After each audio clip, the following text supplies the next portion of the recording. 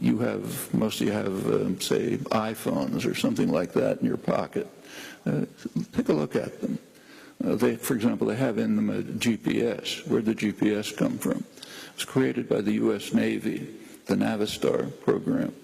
It has microelectronics, software, hardware, almost all created for decades, mostly in the state sector, often in the U.S. Pentagon funding, here the counterpart.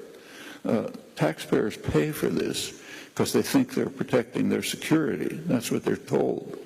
But in fact, the government doesn't care about your security. What it cares is about its own power and security for corporate power.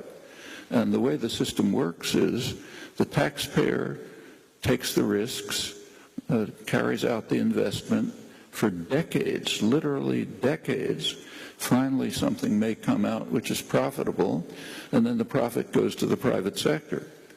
If we had anything remotely like capitalist systems, we don't.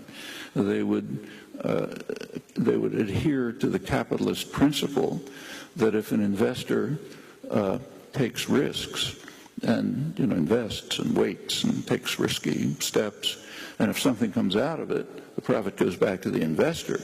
That's not the way it works here. The profit goes to people who had nothing to do with it.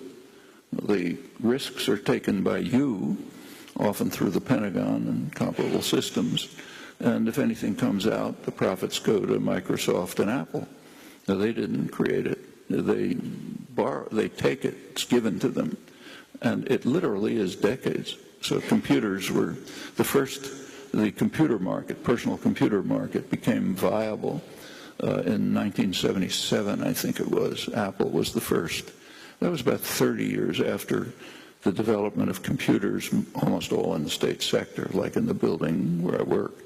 And if you buy pharmaceuticals, let's say, the basic research and development is pretty much done in the state sector.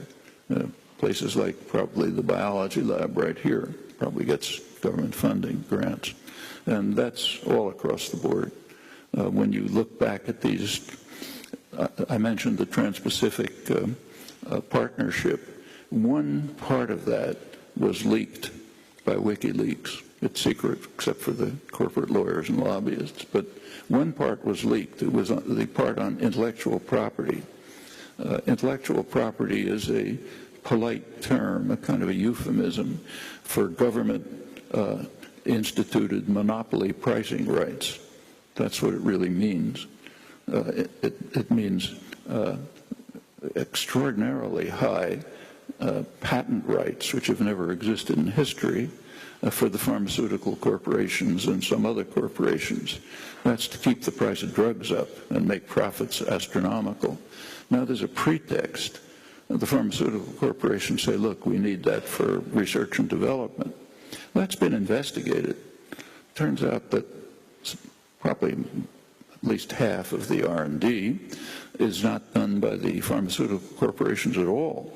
It's done by the state sector and so on. And that's an underestimate, because if you take a close look, the part that's done by the pharmaceutical corporations is towards the marketing end, like, flip around a molecule to get a new drug.